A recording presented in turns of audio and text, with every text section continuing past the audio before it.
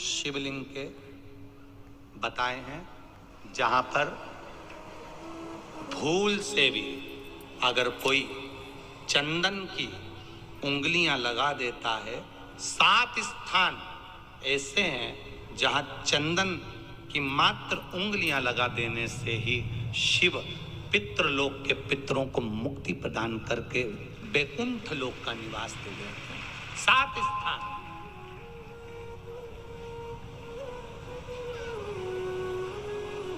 और वो 7 स्थान जो चंदन के बताए गए, पहला भगवान देवाधिदेव महादेव के शिवलिंग पर चंदन का लेपन। समझ लेना जरा बहुत अच्छे से। आपको लगता है स्वप्न में कोई मुर्दे दिख रहे हैं, या कोई जल रहा है, या कोई मर रहा है, या कोई चला गया है, ऐसा भय लगता है। बच्चों को मानी भेजूंगी ऐसा हो जाएगा, पति को मानी भेजूंगी ऐसा हो जाएगा, कोई हमारे कोई गलत तो नहीं कर रहा है, आपको लगता है। 7 स्थान चंदन के बताएं महाराज। पहला शिवलिंग, दूसरा जहां गणेश जी का स्थान है, मालूम है ना सबको? जम के बोलो जरा, मालूम है ना सबको? जहां गणेश जी का स्थान है वहां अलग से गणेश जी बैठे, वहां नहीं। शिवलिंग में जलाधारी के ठीक सामने राइट में गणेश, लेफ्ट में कार्तिकेय, बीच में अशोक सुंदरी।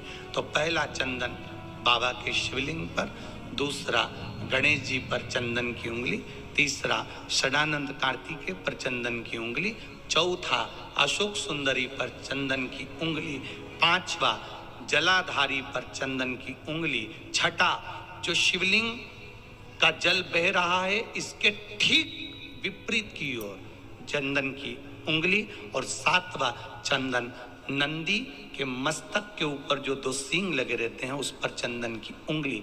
ये कब लगाई जाती है? या तो अमावस्या के दिन। आपको लगता है कि हमारे पूर्वजों का उद्धार नहीं हुआ, हमारे पूर्वजों का कल्याण नहीं हुआ, कहीं अधोगति में कोई चला गया है, उसका बस एक बार, रोज नहीं जरूरत है, प्रतिदिन जरूरत ही नहीं, महीने में एक बार अगर अमावस्या के दिन भी आपने चंदन के थोड़ा सा चंदन अगर मेरे देवाधिदेव महादेव को 7 स्थान पर समर्पित किया है। अशोक यहाँ पर वर्णन कर रही है, मैना धन्य और कला की कथा कह रही है।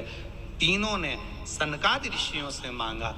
चंदन भगवान को अति प्रिय होता है, और चंदन ही एक ऐसा होता है जो पितरों को भी प्रिय होता है, जिसका स्पर्श मात्र लगने से पूर्वजों का कल्याण हो जाता है।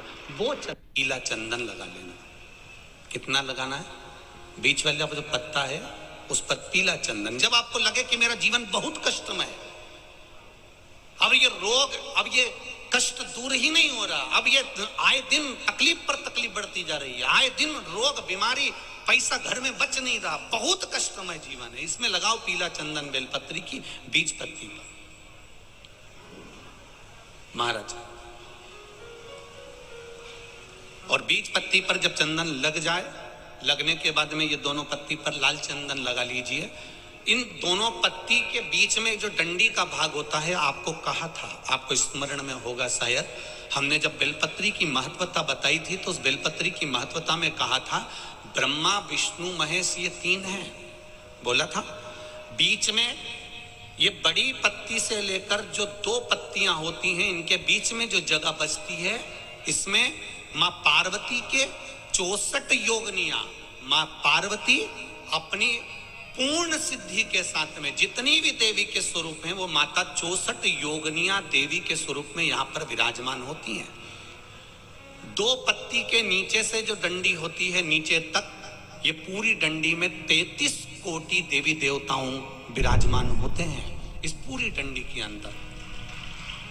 तो ये बीच वाली पत्ती है, ये जो बीच वाली पत्ती का जो भाग होता है, इस पत्ती के भाग में शहद का प्रयोग कर कर, यहाँ पीला चंदन, लाल चंदन, शहद का प्रयोग कर कर, इसी तरह से पकड़कर ये बेलपत्री की जो डंडी है वो अशोक सुंदरी पर जब आप समर्पित करें, तो जहां से जल बहता है उस ओर पर इस पत्ती को चढ़ाकर केवल आपके हृदय की बात कहकर देवाधिदेव महादेव से कोई भी शिव जी का मंत्र पंचाक्षर, नमः शिवाय, षडाक्षर, ओम नमः शिवाय, श्री शिवाय नमस्तुभ्यम, या महामृत्युंजय मंत्र, जो शिव का मंत्र हो आपके पास में, उसको बोलते हुए देवाधिदेव महादेव को धीरे धीरे जल की धार चढ़ाना प्रारंभ करो।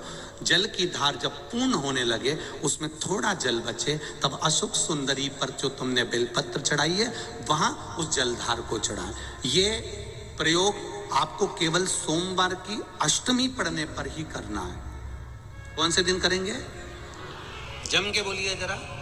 सोमवार की अष्टमी पढ़ने पर यह प्रयोग करें और जल चढ़ाकर बाबा से विनती कर कर उसी बेलपत्र को वापस उठाकर कहीं जलाशय में या किसी पेड़ के नीचे विसर्जन कर दें और एक लोटा जल वहां भी चढ़ा दें। बस निवेदन कर कर आ जाइए, मेरा बाबा 3 माह के अंदर हाथ जरूर पकड़ेगा और आपको दलदल से बाहर निकाल देगा। एक श्री शिवाय नमस्तुभ्यम। दर्शकों, हर हर महादेव। स्वागत है आपका अपने YouTube चैनल में। दर्शकों, इस वीडियो में आपको पूजनीय पंडित जी बहुत ही विशेष उपाय बताए हैं। दर्शकों, इस उपाय को लाल चंदन वाला जो उपाय है आपको अमावस्या के दिन करना है, और दूसरा उपाय आप किसी भी दिन कर सकते हैं और किसी भी मनोकामना की पूर्ति के लिए आप इस विशेष उपाय को कर सकते हैं। यहाँ पे दर्शकों, आपको एक बेल पत्र लेना है। बेल की पत्ती आपकी कटी और फटी नहीं होनी चाहिए, इस बात का आप ध्यान रखिएगा।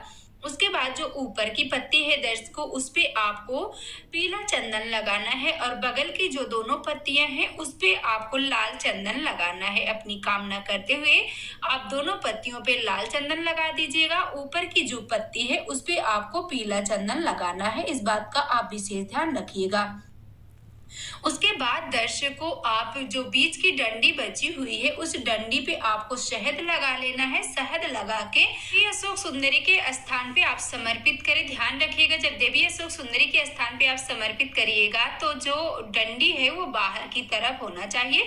उसके बाद आप 1 लोटा जल समर्पित करें। जल बहुत धीरे धीरे आपको समर्पित करना है, थोड़ा सा जल आप अपने घर पे ले आइएगा।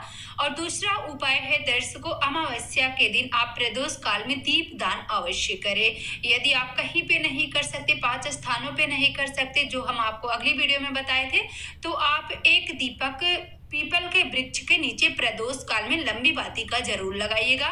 यदि आप पीपल के वृक्ष के नीचे नहीं लगा सकते, पीपल का वृक्ष नहीं है, तो आप अपने घर में, रसोई घर में जहाँ पे आप पानी रखते हैं, मटके में, परिंदे में या आरू में, जिस पात्र में भी आप पानी रखते हैं उस स्थान पे आप लंबी बातिका, एक घी का दीपक प्रदोष काल में अमावस्या के दिन प्रज्वलित कर दीजिएगा। ऐसा करने से आपके घर से पितृ दोष दूर होता है, आपके पितरों का आशीर्वाद आपके घर में सदैव बना रहता है।